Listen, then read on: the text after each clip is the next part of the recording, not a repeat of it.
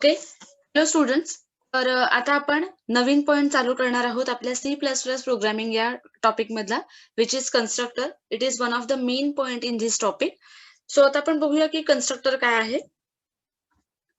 A constructor is a special member function which is used to allocate the required resources like memory and to initialize the object of its class.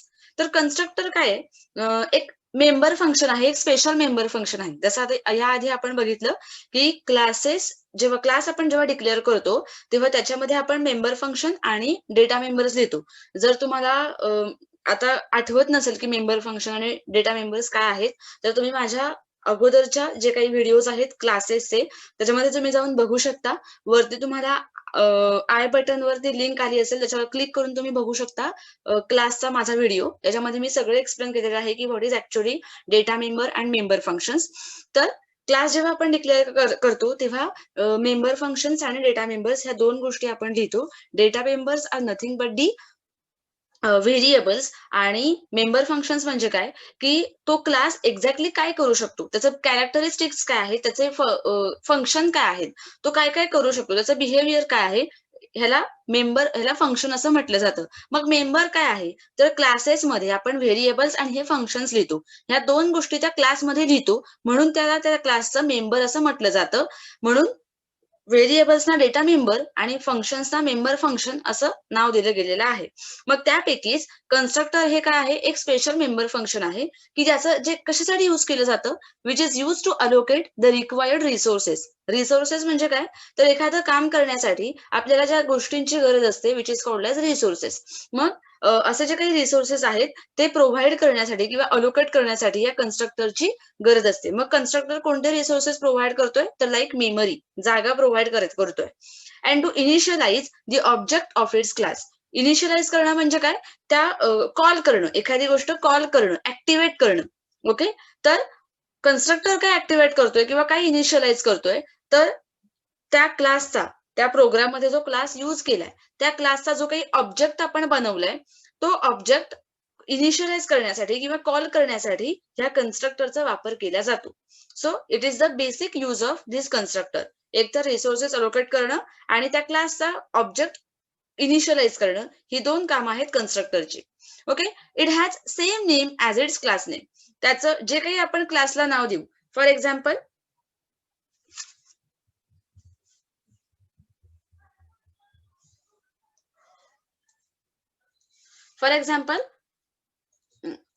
Class ABC हे मी क्लासला नाव दिलं, which is ABC. Okay. मग कन्स्ट्रक्टरला सुद्धा आपण काय द्यायचंय, class नेमच द्यायचंय. म्हणजे मी काय देणार, ABC हे नाव देणार. हे नाव देताना आपल्याला काय करायचंय, पॅरेंथेसिस यूज करायचंय. म्हणजेच काय, हा सिंग्युलर ब्रॅकेट यूज करायचा आहे. जे परत एकदा सांगते, क्लासला जेव्हा आपण नाव दिलंय तेच नाव आपल्याला कन्स्ट्रक्टरला द्यायचं आहे. आणि म्हणजेच काय इथे मी केलं, या क्लासला ABC हे नाव दिलं, तेच नाव मी कन्स्ट्रक्टरला देणार आहे. कन्स्ट्रक्टरला हे क्लासचं नाव दिल्यावरती आपल्याला पॅरेंथेसिस म्हणजे सिंग्युलर ब्रॅकेट यूज करायचा आहे. Okay. Wien object is created it executed automatically. जेव्हा आपण ह्या क्लासचा जेव्हा ऑब्जेक्ट आपण क्रिएट करू, तेव्हा हा जो काही कन्स्ट्रक्टर आहे तो ऑटोमॅटिकली कॉल होणार आहे.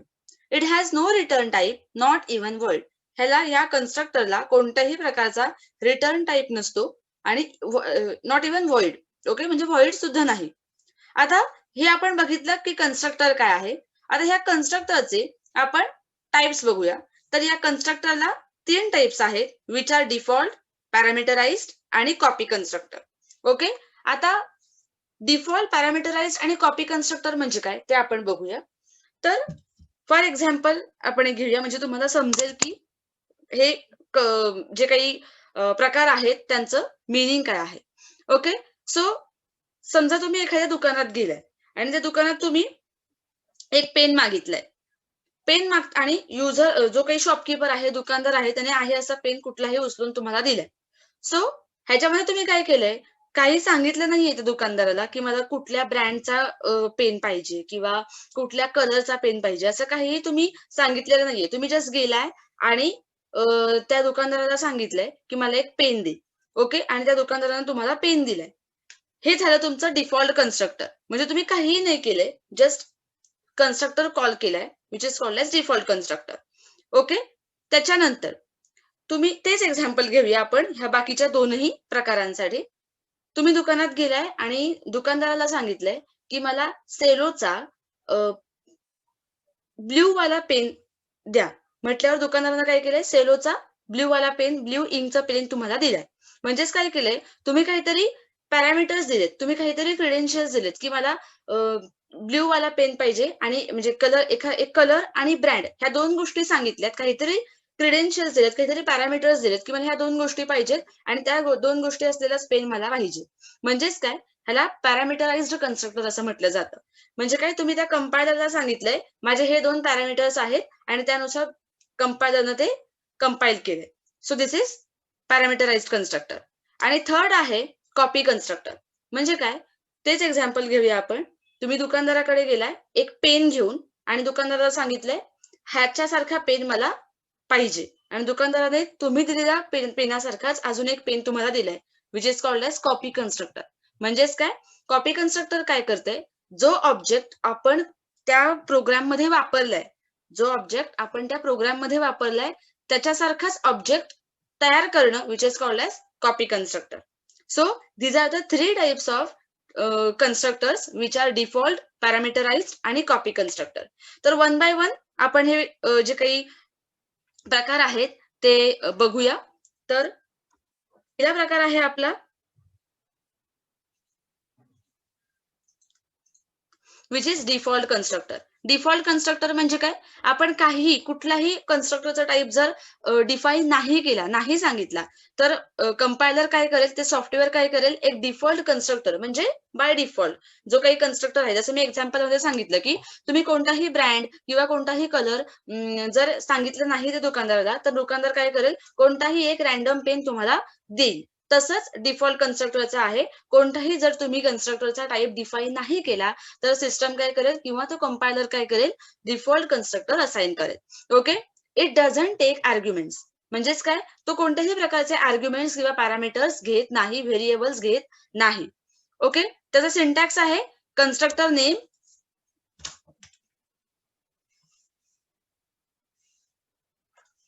कन्स्ट्रक्टर नेम, कन्स्ट्रक्टरचं नाव आणि कर्ली ब्रेस मध्ये जे काही आपण बॉडी लिहितोय ती. तर हा आहे एक नॉर्मल कन्स्ट्रक्टरचा. सो डिफॉल्ट कन्स्ट्रक्टर म्हणजे काय, तर तुमचा नॉर्मल जो एक कन्स्ट्रक्टर आहे तो, ज्याच्यामध्ये कोणताही टाईप तुम्ही युज केला नाही असा. हा तुमच्या मेन कन्स्ट्रक्टरचा किंवा नॉर्मल तुमचा जो काही कन्स्ट्रक्टर आहे किंवा डिफॉल्ट कन्स्ट्रक्टर तुम्ही म्हणाल त्याचा एक सिंटॅक्स आहे. सो ह्याचा वरचा एक आपण प्रोग्राम आता बघूया.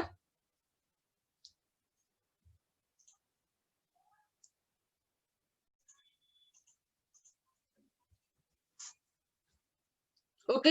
आता आपण बघूया डिफॉल्ट कन्स्ट्रक्टरचा एक साधा सोपा प्रोग्राम, ज्याच्यामध्ये फक्त आपल्याला एक आउटपुट दाखवायचं आहे की this is the program of default constructor. Just हे स्टेटमेंट आपल्याला डिस्प्ले करायचं आहे, बाकी काहीही करायचं नाहीये. सो ऍज इट इज स्टार्टिंगला आपल्याला काय करायच्या, ज्या काही आपल्या दोन हेडर फाईल्स आहेत त्या ऍड करून घ्यायच्या आहेत, which are hash include iostream .h आणि हॅश इन्क्लूड conio.h. ओके. आता आपण क्लास डिक्लेअर करूया. क्लासला नाव देते मी डिफॉल्ट कन्स्ट्रक्टरचे इनिशियल्स डीसी म्हणजे डिफॉल्ट कन्स्ट्रक्टर. तुम्ही हवं तर कोणतंही नाव तुम्ही क्लासला देऊ शकता. इथे मी डिफॉल्ट कन्स्ट्रक्टरचे इनिशियल्स घेतलेले आहेत. सो आता काय करायचंय आपल्याला, जेव्हा कन्स्ट्रक्टर आपण डिफाईन करतोय आपल्या प्रोग्राम मध्ये, तेव्हा जेव्हा तुम्ही क्लास डिफाईन कराल तेव्हा लागलीच तुम्हाला काय करायचंय, एक्सेस स्पेसिफायर देऊन तुमचा कन्स्ट्रक्टर तुम्हाला डिक्लेअर करायचा आहे. ओके.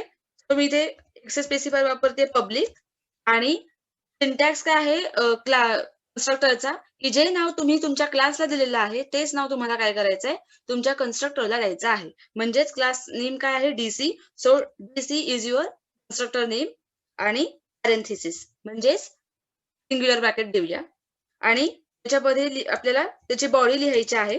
आता बॉडीमध्ये मी काय लिहिणार, जे मला स्टेटमेंट डिस्प्ले करायचं आहे ते मी त्याच्या बॉडीमध्ये लिहिणार आहे. So cout this is the program for default constructor. Okay, तो हे मी स्टेटमेंट लिहिलेलं आहे by using cout operator. Okay, माझं कन्स्ट्रक्टर लिहून झालाय. क्लासची जी काही बॉडी आहे ती लिहून झाली. ह्याच्यामध्ये मला काहीही व्हॅल्यूज घ्यायच्या नाहीयेत, कोणतेही व्हेरिएबल्स घ्यायचे नाहीयेत, कुठले डेटा टाइप्स घ्यायचे नाहीयेत. फक्त मला एक बेसिक जो माझा कन्स्ट्रक्टर आहे किंवा डिफॉल्ट कन्स्ट्रक्टर हा जो काही पहिला टाइप आहे तो मी इथे घेतलेला आहे, की कन्स्ट्रक्टर कसा असतो किंवा किंवा तो कसा डिफाईन केला जातो किंवा तो कसा कॉल होतो, हे जस्ट आपल्याला या छोट्याशा प्रोग्राम मधून बघायचं आहे.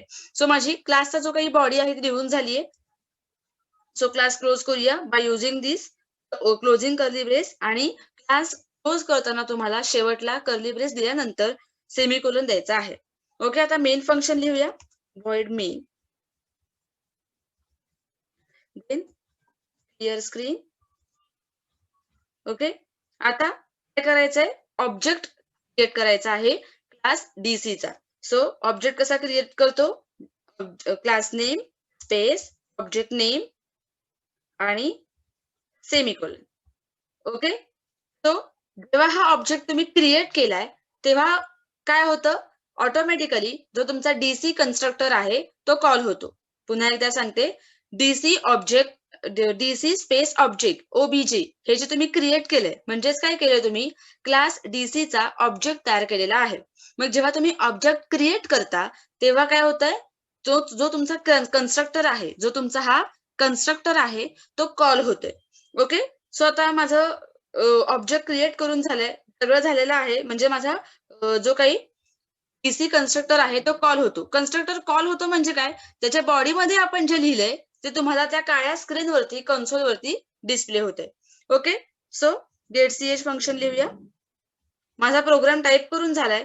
सो मी क्लोजिंग कर्ली ब्रेस केलेला आहे. आता कंपाईल करूया प्रोग्राम.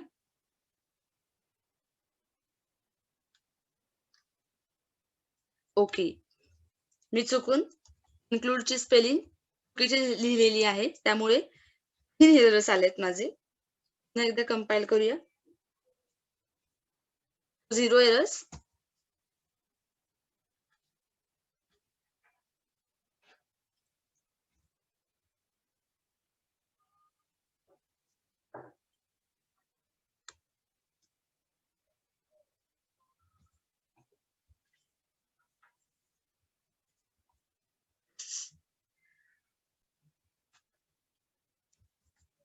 ओके, तो कंपाईल करूया प्रोग्राम. रन करूया. मला आउटपुटच काहीच दिसत नाहीये. बघूया काय झालंय. ओके, तर मी इथे काय केलंय, जिथे मी क्लासचा ऑब्जेक्ट तयार केलाय तिथे मी हे पॅरेंथेसिस यूज केलेला आहे, त्यामुळे मला आउटपुट दाखवत नाहीये. सो काढून टाकूया पॅरेंथेसिस. ओके, आपल्याला आउटपुट दाखवतोय this is the program for default constructor. आता हे पॅरेंथेसिस मी का काढलं, कारण इथे आपण काय केलंय, हा जो काही क्लास आहे त्याचा ऑब्जेक्ट तयार केलाय. मग जेव्हा ऑब्जेक्ट क्रिएट होतो तेव्हा हा जो काही कन्स्ट्रक्टर आहे तो माझा तिथे कॉल होतोय. सो दॅट मी काय केलंय, जे काही पॅरेंथेसिस आहे ते काढून टाकलेलं आहे. जर आपण पॅरेंथेसिस घेतलं तर तुम्हाला आउटपुट डिस्प्ले होणार नाही. कधी, जेव्हा तुम्ही कन्स्ट्रक्टर यूज कराल तेव्हा. ओके, सो अशा पद्धतीनं तुमचा हा जो काही कन्स्ट्रक्टर किंवा डिफॉल्ट कन्स्ट्रक्टरचा जो काही प्रोग्राम आहे तो वर्क होतोय. ओके, सो जे काही 2 बाकीचे पॉइंट्स आहेत, टाइप्स आहेत, पॅरामीटराइज्ड कन्स्ट्रक्टर आणि कॉपी कन्स्ट्रक्टर, ह्याचे व्हिडिओज मी नेक्स्ट ह्याचे जे काही प्रोग्राम्स आहेत, थिअरी आहे ती मी नेक्स्ट व्हिडिओमध्ये अपलोड करेन.